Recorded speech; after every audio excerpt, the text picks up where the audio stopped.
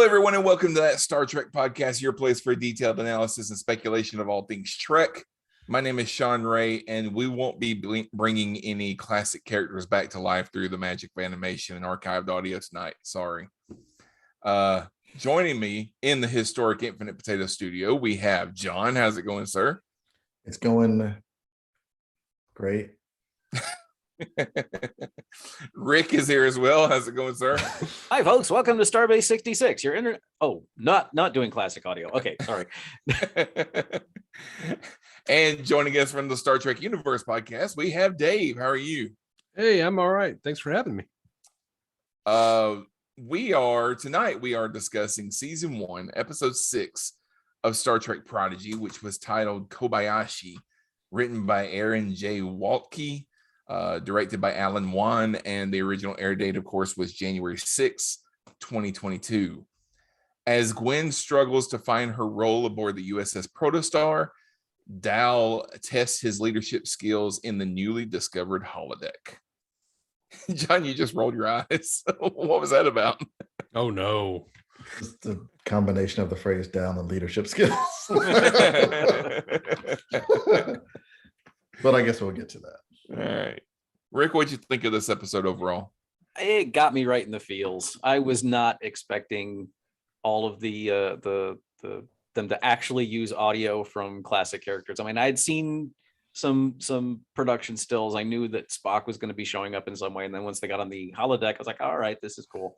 But then the first thing that they played was Uhura, a line from Uhura, and of course I'm sitting there going, I know every episode, every line of this is from, and It's just freaking awesome.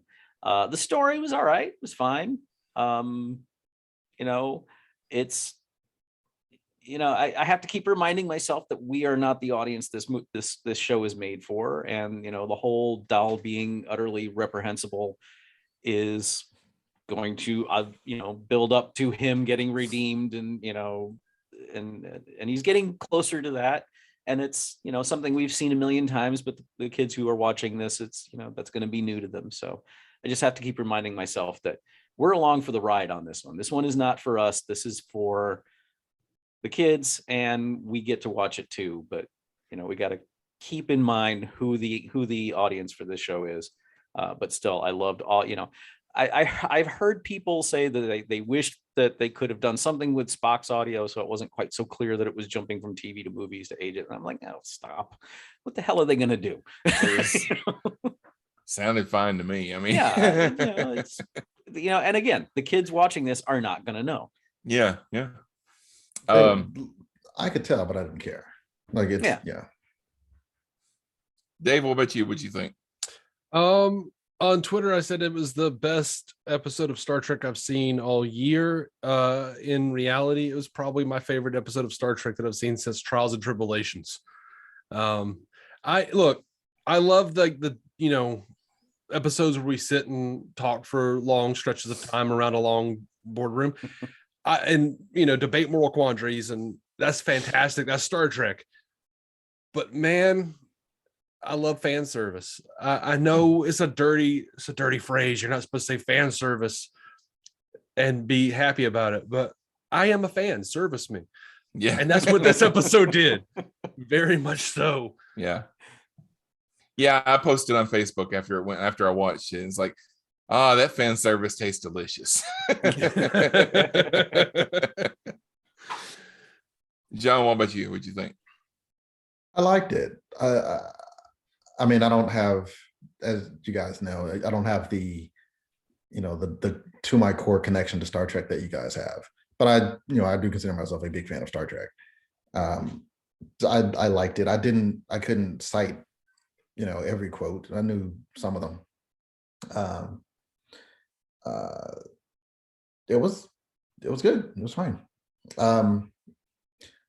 I do like that Dal seems to be making some progress.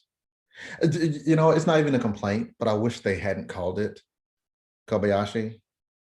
And like if they had just called it something else, and then I mean everything else in the episode could have been exactly the same. But with that being the title, you know what's going to happen. But if he had just gone in, oh, well, it's a training program. What is it? Oh, it's the Kobayashi movie. Oh, you're doing it. You know, it's a little bit of. Well, see, I didn't like keep up on production stills or anything because I didn't either. I never do. I do that crap mean, with DC on screen, and it just kind of robs me of some of the joy. So with Star Trek, I'm just like, no, I just want to just do this. And I was like, well, there's a possibility they're not going to do the program. There's a possibility that he's going to just experience some no-win scenario, and then it'll be related to him. Oh, yeah, well, you know, there's a thing that all captains have to face, and you just did yours, I think. But I was very pleased with this. And I love how Dow has progressed. I love that he's still stubborn. He still wants, oh yeah, Janeway made me come back for you. And then we find out at the end, like, no, that was him. That was good. And you know, it's important for me to, I love the show. I think it's almost been 10 out of 10 for me, as far as like, it's definitely been for me the best first season of any Star Trek show. Like they've been hitting on all cylinders for what they're going for. And I love the Hagman brothers from the Troll Hunter shows. So, I mean, I just think they're doing a really good job. But I when you think about, like, when you stop to think about, like, the horrible the horrible living conditions that all of these kids, and most of them are kids, have been in for who knows how long. I think any kind of selfishness or stubbornness on their part is justified. Like, no, I'm not saying I don't get it. I'm not saying that. I'm not even saying he's a bad character. I don't think he's a bad character. No. I just it tasks me. Oh, I get it. I get it because like it's you know, every episode is and this is number 6, right? Yeah, there's only 6. Yeah, this is number 6. To say they got the ship in, like, I think number 3. Mm-hmm. So like the past 3 or 4 episodes, you know, the crew has come to him basically united on some front or another. He's like, no. I'm like, yeah, come on, man. Like every time, like give a little, like that. If he doesn't after this episode where he's realizing he has to put the crew first, then I'm going to start getting annoyed if he's still like showing the same character traits.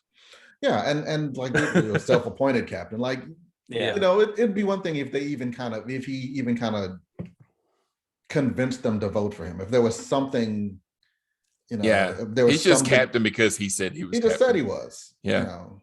So I'm here. I'm just doing captain stuff. Yeah. And I was glad that they hung that lantern. Like, oh, whoa. Self-appointed. You're not really a captain. Yeah. Now, I didn't realize this is the same bunch that did Troll Hunters. Mm-hmm. And what's the sequel to that called? 3 Below. 3 Below. There's 3 Below. Because Vervatos Vex is one of my favorite characters in any show ever. Yeah. 3 Below, and then there's Wizards of Arcadia. Yes. All those are good. Yeah, they're all good. Guillermo del Toro too is like a creative force behind them. Mm-hmm. Oh, okay, yeah. But you say that, and then you say Mark Guggenheim from Arrow, and you're like, oh. But no, it's a really good series. Well, the episode, you know, depending on when you look, Arrow could be a good show. Yeah, yes, definitely. I was very impressed the first few seasons. I was like, "That's amazing."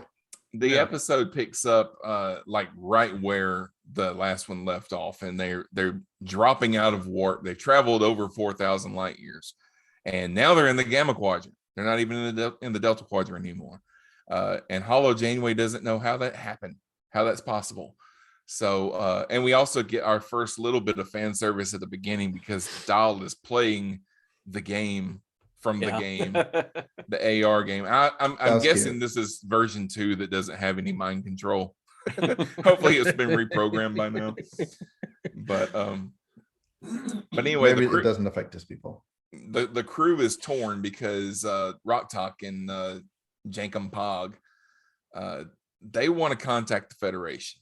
Dial says that he doesn't want to because he doesn't want to get in trouble and have their freedom taken away from them. So the vote comes down to Murph, and they have to go find him, and they find him. He's in the holodeck. And then, of course, we all know what the holodeck is, but Janeway goes into this big spiel of explaining what the holodeck is because, you know, kids that are watching, they don't they won't understand. You just say holodeck, when you say the word holodeck, we're like, oh, holodeck. Well, they're like, what is this? What is like a holodeck? I would be curious if holodeck at this point has just made it into the language like beam me up. Like you don't have to be a fan of Star Trek to know what that means. It's the cultural zeitgeist. Yeah, I wonder if holodeck is that ubiquitous now. I mean, I don't know because I'm not, obviously I know what it is, but I'd be curious. I mean, like they might, they know who Spock is. They know what a Klingon is, or like, vaguely, generally, it's an alien on Star Trek. I wonder if holodeck is reached that bar yet. Yeah, I think it does. I've worked with a lot of people, and all I do is speak in Trek references. So like they hear me say holodeck, and they go, "Nerd." Well, they know exactly what it is. Yeah, I think there's a lot of is. people that may be like a casual fan of Star Trek that know what a holodeck is, but they don't understand some of the ins and outs of it that we do from watching every episode. Sure. And like you always hear the whole thing of, why was Wesley still wet when he came out of the holodeck? I was like, because the water was replicated. It wasn't a hologram, if you eat in the holodeck, does the food disappear from your stomach when you come out? No, because it's replicated. But anyway. I do think the holodeck being introduced in the Next Generation, and the Next Generation being the most popular Star Trek thing that ever happened. Everyone watched Next Generation when I was a kid. Even the kids who called me a nerd for being a Star Trek fan were like talking about what happened on TNG and what Picard had to do. And I'm like, shit. Yeah. I remember somebody in class saying, "Hey, what's those guys on Star Trek's got the turtle on their forehead?" It's like, turtle on their forehead. The Klingon? Oh yeah, the Klingon. Oh, you mean their brow ridges? All right, so they're on Janeway warns that. Oh wait, let me go back. Excuse me. Rewind.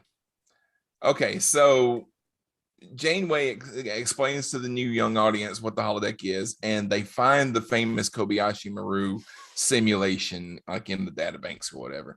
And Janeway warns Dal that he's not ready for that challenge, but That's all she had to say. Yeah, he's headstrong and stubborn, so of course, he starts it anyway, thinking if he completes the simulation, then he'll have the respect of his crew or whatever.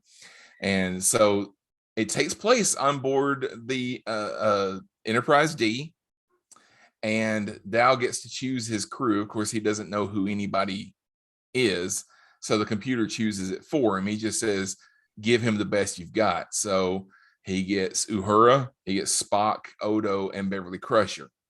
And all those characters, except for Crusher, are voiced via archive footage from various actors. They actually got Gates McFadden to come and do lines for the show. But Legacy can't help Dal win a no-win scenario, and he loses over and over and over, much to his anger and Jankum's delight. So he finally kicks Jankum out and replaces him with movie era Scotty. That's one thing I did like, is that all these characters, like they had TOS Spock, but then they had movie era Scotty. And then they just had Odo sitting there, and Odo just kept mouthing off. He was like, "You're not my captain." But okay, so ultimately it's clear that Dal can't beat the odds no matter how creative he gets, but that's not really the point of the scenario, of course. So I guess the Kobayashi Maru is famous because Kirk is the only one that ever beat it, and he had to beat it by cheating. And Dal almost beats it because he's the first one that ever beams over to the Klingon ship. And he didn't even say, "Take me to the Klingon ship." I can't remember what he said, but Spock just beams them both over there. And then Spock starts taking everybody out, just giving the Vulcan neck pinch to everybody. So he almost wins, and then he puts his feet up on the console and ends up blowing the Enterprise up.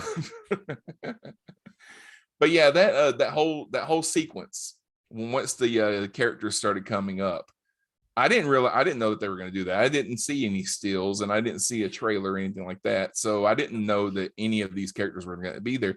And I tell you, when Spock first appeared, I thought to myself, yeah, but is it going to be Ethan Peck's voice? I wondered. Which would have been weird because he was definitely animated to look like Leonard Nimoy. If he had started talking it with Ethan Peck's voice, it would have been kind of strange. But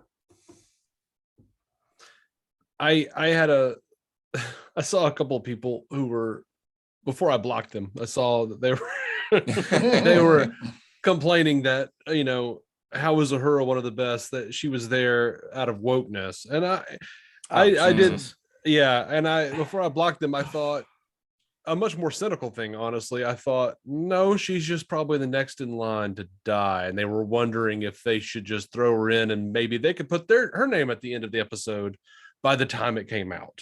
It's dark. I know it's dark, but it was weird that they did that screen at the end where they said Leonard Nimoy. Yeah. And that's when it was weird that they didn't add DeForest Kelly to this group. DeForest Kelly wasn't there. And if they were paying homage to these legendary Trek actors that are gone now, it's weird that they didn't include him in that. Yeah. After all these years of seeing producers do things with movie studios and stuff, I'm just like, yeah, I wonder if they just thought she's not in good health. We could just add her name to the end. And it felt weird that her name wasn't on the end anyway. I'm like, does she not inspire us to boldly go, or whatever the hell they said? Yeah. The one I was puzzled by being there was frankly Odo. We've never seen him in an ops position before. So yeah, I mean, it was great. It was a great fan service moment. I loved every second of it, but it was kind of like, Odo? Okay. Wouldn't Chekhov be better there? Or I was fine with it ultimately, but I had the same question. Like on our episode I talked about, I was like, that's like probably one of my real issues, if I had any with the episode, was just like, so what is the criteria for some of the best? Because was Odo and Starfleet, were they not just pulling from Starfleet? They were just pulling from all over the place. Like, and I thought Chief O'Brien was supposed to be the most important officer in Star Trek in Starfleet history. That's true. I did think that. The one thing that I did think was strange was that, Dow doesn't know who any of these people are. He doesn't know Starfleet history. And the computer or Janeway never told him that Odo was a shapeshifter, and he never saw Odo shapeshift. So why was he calling him Jellyman? Well, I mean, imagine if you do over, 65 simulations, you're going to see him shift somewhere. I guess. Yeah, we didn't see all of them. So that was my assumption. Yeah. But it was still fun. I mean, I I enjoyed every minute, every bit of dialogue, Odo was the only one I couldn't nail individual episodes because my DS9 knowledge isn't that vast. But shame. Here's what it is. It was that, like, again, kids show, they set it up. And Jankum was like, maybe you should listen to your crew once in a while. They're supposed to be the best. Just listen to them. And it's like, no, I got this. So, you expect the next time, okay, I'll listen to my crew. I'll take some. No, he said he did not. He did a different thing that worked out better. But like,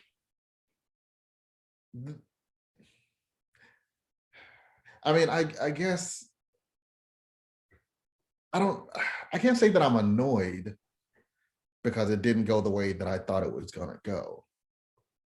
I guess I don't feel like there's a reason for that. He basically doubled down, and it kind of worked out for him. But he just learned the lesson just because he got tired, and he just he was like, that's it, I'm hungry now. I'm just gonna stop playing this game. Well, I did like the scene once they beamed over to the Klingon ship. I did like the scene of the conversation he had with Spock. And I even the one line that he did say that I knew what episode it came from. He said, you know, in your own way, you remind me of another captain of the Enterprise that I once knew. Yeah, that's the one I knew. Well, the one Yeah. that was I knew. Mm-hmm. You know, how I thought it was going to go was that he was going to get tired of doing it for, you know, and just be like, you know what? They don't need to know how this actually went down. I'm just going to reprogram the computer so that I can win. And then it would turn out like Janeway's like, you know, James Kirk did the same thing. Yeah. That's what I thought they were going to do. He doesn't know how to program the computer. I figure I thought that he would. I thought that he would listen to the crew and just do better. And then, you know, Janeway shows up. Well, actually, you know, this is designed to be a no-win situation. Mm-hmm. I don't know. It sticks in my craw. I'm glad. I was worried that he was going to beat it, and then but he didn't. Basically, Every time he got close, something happened to make him lose. Because that's if the he whole hadn't point got of cocky and put his Sure. feet up on the console, he would have. Something would have happened. And in my head canon, I'm like, well, even if he hadn't have done that, there would have been a malfunction that fired the thing. Something, you know, like you said, something would have happened. That's I figured another Klingon ship would come out of the woodwork or something, like which they did a couple of times. Yeah. Mm-hmm. Well, there was some other stuff that happened in the episode because there was another plot.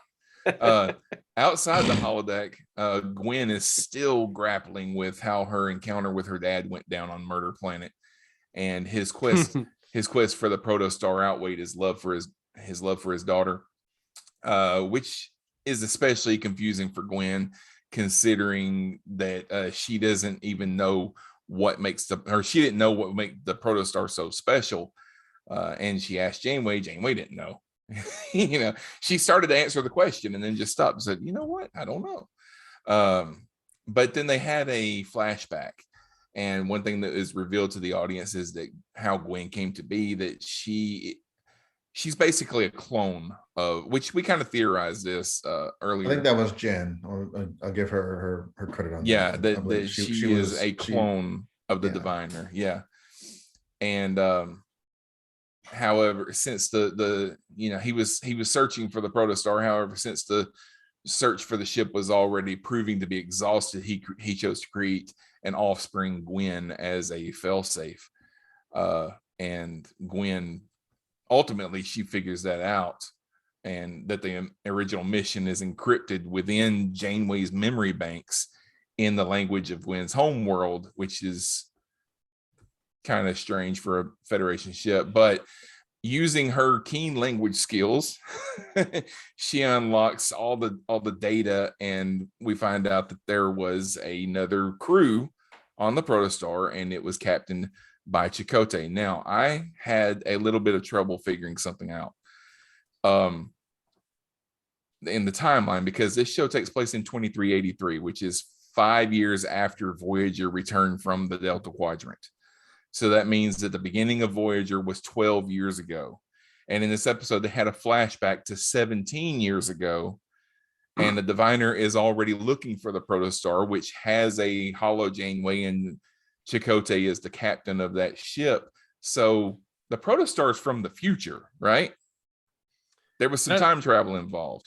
Look, that the time period that it was set in supposedly is from press materials. It's never been on screen. But if they're holding true to that, definitely it has to be time travel. Yeah. There's been some, I don't know how far in the future, but some post Voyager stuff happened to make them be transported pre-Voyager, sometime before the ship was lodged in the Delta Quadrant or something like that. So, but holo Janeway knows who Chakotay is, and in Voyager, that's when she met Chakotay. She didn't know who he was before that, you know. So if she knows, oh, that's Chakotay, well, then, you know, it's got to be post Voyager. So, but that's all I've got as far as the plot of the episode. Well, don't forget about the Murph subplot. Well, Rock Talk finding Murph. I forget. What was it? Well, they were trying. Murph was going to be the deciding vote on whether they go to the Federation or not. Yeah, and yeah, they find Murph in the holodeck, and then Rock Talk and Murph go off, and Murph eats a bunch of photon grenades. Oh, that's right. Yeah. And then we find out that Murph is basically indestructible because they go off in him, and he just sort of blows up and burps and farts, and it's adorable. And we go. Yeah, I keep saying the Hagman brothers have said they're not going to reveal yet what Murph is. He's a shmoo. Yeah. Murph is the ultimate Mary Sue. He could just do anything and be adorable. While he could wrap himself around the ship if they get attacked, and he could protect the ship. Yeah. I don't know. I'm interested to see if they'll actually do something with that, or if it's just like, we don't know what he is. We just thought we'd pretend that it was a mystery box, Abrams style.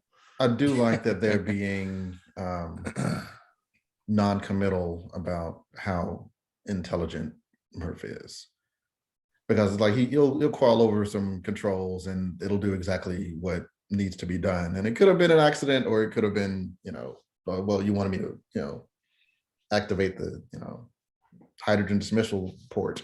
So yeah, that's this combination. I'm going to do exactly what I need to do, make it look like an accident, and I'm going to go eat some photon torpedoes. Yeah. He just doesn't talk. I have a little bit of trivia. So one of the holo programs was Andoria 4. There may be a discrepancy there because Andoria is not a planet. It's a moon that orbits the planet Andor. So there is no Andoria system for there to be a fourth planet in. So that we know of. Do we know all of the planets that the Andorians call their own? You're so forgiving of everything. Well, you're so like that is the. I don't know, man. Look, we only know when was this stated? Like, when was this fact stated? Do they actually is it on Memory Alpha? Do they say? It was in Enterprises when they said that Andoria was a moon. That's hundreds of years ago at this point. I was gonna give them 5 years. I'm like, it's been 5 years since Voyager. Who knows? Like, they could have had a system, or like, maybe it's the program Andoria 4. Maybe it's the fourth Andorian program in the system. Right. That's right. All right. Right. Janeway what I'm saying is we have a lack of data. That does not mean a discrepancy. That means we don't know. That's right. Janeway shows Andoria final export version 3.0. Final. Andoria too cold, too angry. Yes. Andoria 4. Janeway shows Dal and Jankum a program depicting the Cal-If-Free gladiatorial match. The same kind of there you go. The same kind of fight that Kirk and Spock experienced in Amok Time. This scene also features a bit of the iconic soundtrack from that episode. And also shown in the list of holodeck programs is Deadwood, which is likely reference to the South Dakota town where the Wild West holo program from A Fistful of Datas took place. And also Paxal Resort, which was the same resort from Talax, featured in Neelix's program Warlord. And the screen shown on the bridge view screen that details the Kobayashi Maru scenario for Dal and crew is modeled after the same display that we see in the Wrath of Khan. Yep. Nadal does channel his inner Nero from Star Trek 09 when he yells, "Fire everything!" during the simulation. And his nicknames for his crew are Earpiece, Mustache, Jellyman, and Pointy Ears, and Big Red for Crusher. And we did inside all this animation, we did see one live action explosion, which was likely the exploding bird of prey from the Undiscovered Country, which was also used in Generations. Yeah, I thought I recognized it too. Composited into this episode for when the bird of prey explodes. And likewise, don't let a good explosion go to waste. Yeah. Likewise, when they show the Enterprise D, it's not CGI, it's the Enterprise. So that was pretty cool. It looked pretty good too, the way that they blended it together. So All right, that's all I've got to say. You guys have anything you want to add before I close this out? I am rooting for Dahl. I just need him to I just need him to get it together. I He'll want have him his to come get to it together. Kalis moment. I guarantee it. I very much enjoyed how both plots dealt with, characters trying to find their place and trying to figure out who they are and how they fit in this crew. Everyone came to Dal at the beginning of the episode and said, dude, you're self-appointed captain. You're not really anything.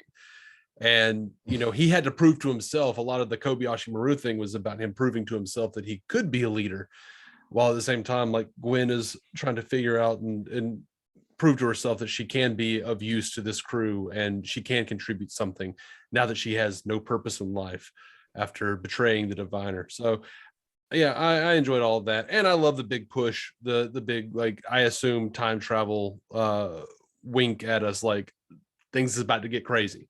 Yeah. I think it moved along very well for a fan service episode. It pushed the plot along. I don't expect them to do this, but I would love it if ultimately Gwen did become captain. That'd be amazing. If he got to the point of self-awareness, like, actually, you know what, you're smarter than me, you're a better fighter than me, you're a better strategist than me, you got more connections, you can do more stuff. I'll be your first officer. Mm-hmm. That would be great. That'd be great. I don't expect it, but I am hopeful. I'm not even hopeful, but it would be great. She Well, the does have creators magic did. swords, so He is so badass. Oh my god! What? I don't understand what your problem is with this. I really don't. I don't have a problem with it. I just say she does have a magic sword. It's not a magic sword. Oh, is there a problem? Just call it nanotech, if that helps. What? It's Tony Stark nanotech. Yeah, I mean, I didn't have a problem. Which is close enough to magic. I mean, Is it any worse than Odo? I would love it if that sword wound up being a changeling. Yeah, that would be cool. That'd be really cool. I do want to say that I really liked the conversation between Gwen and Zero in sickbay. That was some really good writing there. Mm-hmm. That actually their interaction. Yeah, I agree. Actually, I like the scene. Maybe that's why I wanted to be captain. I like the scenes with her the best when she's talking to various members of the crew. I feel like they're the most. Those resonate with me the most. And maybe it's just the writing, maybe it's the performance, but it's not that anybody's doing a bad job. Those are the ones I like the best. The showrunners have, said that they are going to a certain place with the characters where they're going to become mature and come into their roles, whatever those roles wind up being. But it's going to be a rocky start, and so I'm enjoying the journey, though, seeing these characters come from a prison planet to finding their place. And I love that Dal is so like against contacting the Federation, because everything in his life is just, every authority figure has like shit on him, like terribly, like treated him like garbage. I wouldn't want to talk to anybody. No, because the first thing he's right. Like the first thing they want to do is take this ship back. Mm-hmm. Yeah, of course they would. Why wouldn't they? Yeah. We stole this ship. Okay, you keep being the captain. That's fine. You just keep doing that. All right. Well, our episode is drawing to a close, and I want to remind you that you can find more of us over on patreon.com/infinitepotato. We post early access to episodes. We do monthly film viewings. You can watch along with us as we make fun of stuff like The Room, Santa Claus Conquers the Martians, Plan 9 from Outer Space, that kind of stuff. You can support us for as little as $3, or you can join at the $5 or $10 level, and you'll be listed as one of our producers, like Bullet Bengal, Dale Goodall, Brandon Ushio, and Tom Corcoran. We thank you guys for your support, and I want to thank everybody for being here. Dave, thank you for joining us tonight. Thank you. Thank you for having me. let everybody know where they can find you. If you're into Star Trek, I hope you are. If you listen to all of this, you can find me at the Star Trek Universe podcast, or Star Trek Universe, as we've started calling it now. And if you're into the DC stuff, I do DC on Screen as well. And you can find my art at Drawing with Dave on Instagram. Hopefully other places soon. All right.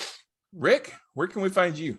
You can find me on the porch feeding my animals various levels of explosives to see if they can do that too. Now Wife that's said dark. no. Now that's dark. All right. John, what about you? Where can we find you? I was curious about various levels. Like, wouldn't any level be like once? I think it would Well, be. start with Pop Rocks and go from there. Yeah. Yeah. All right. You can find me on Captain Game Show. It is a game show on this network.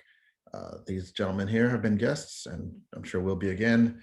Trivia, wordplay, shenanigans, aplenty. All right. And that's going to do it for us for this week. We'll be back next week to talk about episode 7, which is titled First Contact. Hopefully you will join us. Until then, remember, the needs of the many outweigh the needs of the few. Or the one.